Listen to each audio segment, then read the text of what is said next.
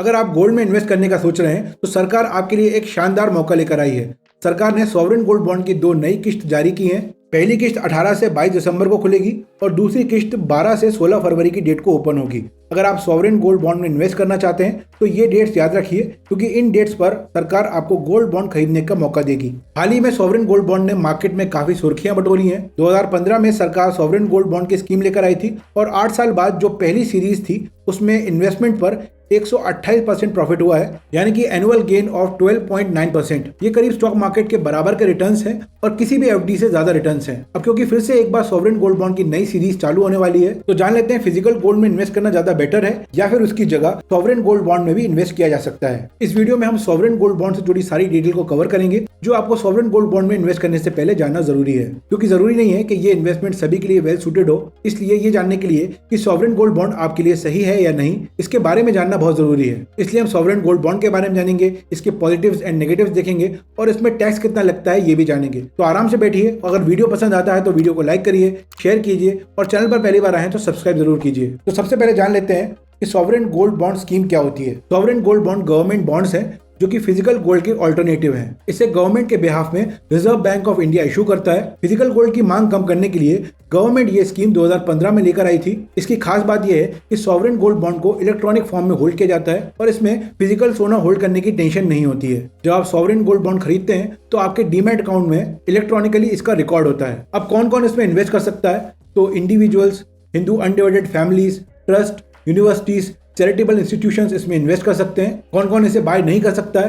तो कोई भी firm, private limited company, LLP इसमें इन्वेस्ट नहीं कर सकता है। इसके अलावा एनआरआईज भी इसमें इन्वेस्ट नहीं कर सकते हैं। हाँ, अगर आपने इसमें इन्वेस्ट किया हुआ है और आप फिर इंडिया के बाहर चले जाते हैं तो आप इसको होल्ड करके रख सकते हैं, लेकिन ये केवल इंडियन रेजिडेंट्स के लिए है। क्या इसमें जॉइंट होल्डिंग कर सकते हैं? हाँ, कर सकते हैं। क्या इसमें माइनर के नाम पे इन्वेस्ट किया जा सकता है? माइनर के नाम पर यहाँ पर इन्वेस्ट किया जा सकता है। सॉवरेन गोल्ड बॉन्ड की वैल्यू 1 ग्राम सोने के बराबर होती है। इंडिविजुअल्स और हिंदू अनडिवाइडेड फैमिलीज मिनिमम 1 ग्राम और मैक्सिमम 4 किलो के बराबर सॉवरेन गोल्ड बॉन्ड पे इन्वेस्ट कर सकते हैं और ट्रस्ट और इंस्टीट्यूशंस मैक्सिमम 20 किलो के बराबर इसमें इन्वेस्ट कर सकते हैं। अब दोस्तों, सॉवरेन गोल्ड बॉन्ड में आपको इंटरेस्ट भी मिलता है। तो इनिशियल इन्वेस्टमेंट अमाउंट पर आपको यहाँ पर 2.5% का इंटरेस्ट मिलता है और ये इंटरेस्ट सेमी एनुअली यानी कि हर 6 महीने में आपके बैंक अकाउंट में आ जाता है। अब देखते हैं दोस्तों कि इसका रिडम्पशन कैसे होता है या फिर इसको बेचते कैसे हैं। अब अगर आप सॉवरेन गोल्ड बॉन्ड में इन्वेस्ट करते हैं तो इसका टेन्योर 8 साल का होता है और ये 3 साल तक और भी एक्सटेंड किया जा सकता है। लेकिन अगर आप 8 साल के पहले इसको रिडीम करना चाहते हैं तो आपको 5 साल तक रुकना होगा और 5th ईयर के बाद आप इसको रिडीम कर सकते हैं। ये बात हो गई प्राइमरी मार्केट की, यानी कि गवर्नमेंट से खरीद कर आप गवर्नमेंट को ही वापस सेल कर रहे हैं। लेकिन सेकेंडरी मार्केट यानी कि आपके डीमैट के थ्रू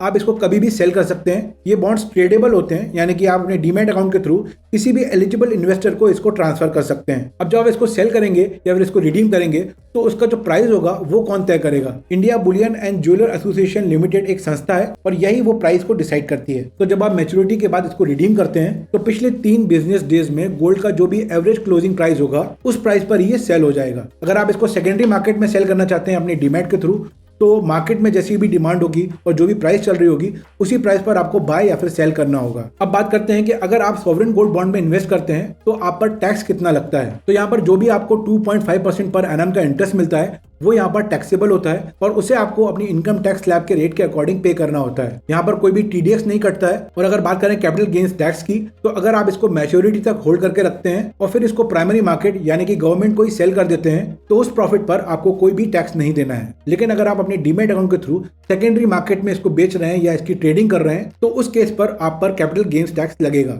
मतलब अगर आपको टैक्स नहीं देना है तो आपको इसको प्राइमरी मार्केट यानी कि गवर्नमेंट को बेचना है और इसको आपको मैच्योरिटी तक होल्ड करके रखना है। अब सॉवरेन गोल्ड बॉन्ड पर कैसे इन्वेस्ट कर सकते हैं? तो प्राइमरी मार्केट में आप किसी शेड्यूल्ड कमर्शियल बैंक के थ्रू इसमें इन्वेस्ट कर सकते हैं। उसके लिए आप बैंक में जाकर इसका फॉर्म को फिल कर सकते हैं या फिर आप ऑनलाइन नेट बैंकिंग के थ्रू भी इसमें इन्वेस्ट कर सकते हैं। आरबीआई के द्वारा जो भी फॉर्म है उसकी लिंक आपको मैं डिस्क्रिप्शन में दे दूंगा। अगर आप सेकेंडरी मार्केट के थ्रू इसमें इन्वेस्ट करना चाहते हैं तो आप अपने डीमैट के थ्रू कभी भी इसको बाय कर सकते हैं और कभी भी इसको सेल कर सकते हैं। अब क्या सॉवरेन गोल्ड बॉन्ड आपके लिए है या नहीं है, ये जानने के लिए इसके कुछ पॉजिटिव्स एंड नेगेटिव पॉइंट्स देख लेते हैं। पहला पॉजिटिव पॉइंट ये है कि जब हम फिजिकल गोल्ड में इन्वेस्ट करते हैं तो वहां पर हमें कॉस्ट बहुत ज्यादा लगती है, जैसे मेकिंग चार्जेस 5 से 10%, लॉकर चार्जेस 2 से 3%, GST 3%, तो आप मान लीजिए मोटा मोटा 15% आपको एक्स्ट्रा चार्जेस यहाँ पर देने होते हैं। और अगर आप इन्वेस्टमेंट के हिसाब से गोल्ड में इन्वेस्ट कर रहे हैं तो ये बहुत ज्यादा चार्जेस हैं। लेकिन सॉवरेन गोल्ड बॉन्ड की अच्छी बात यह है कि कोई भी एडिशनल चार्ज आपको यहाँ पर नहीं देना होता है और ये 100% सेफ इन्वेस्टमेंट है क्योंकि गवर्नमेंट इन्हें इशू कर रही है। उसके अलावा आपको यहाँ पर 2.5% एनुअल इंटरेस्ट मिलता है जो कि किसी भी तरह के गोल्ड इन्वेस्टमेंट में नहीं मिलता है। अगर आप ऑनलाइन पेमेंट करके इसमें इन्वेस्ट करते हैं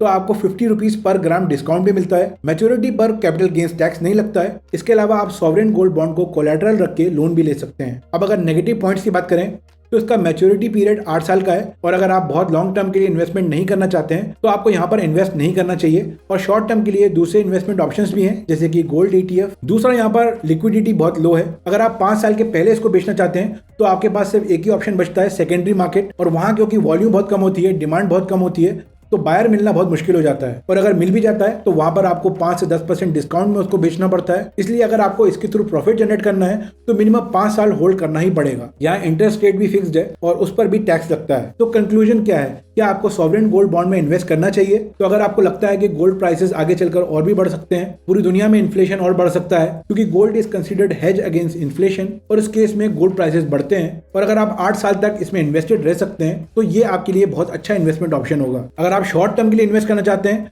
तो मुझे लगता है कि ये बहुत अच्छा ऑप्शन नहीं है।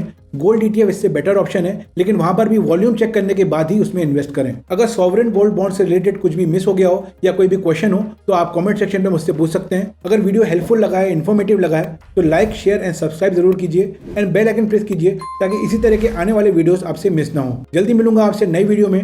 Take care and have a great day.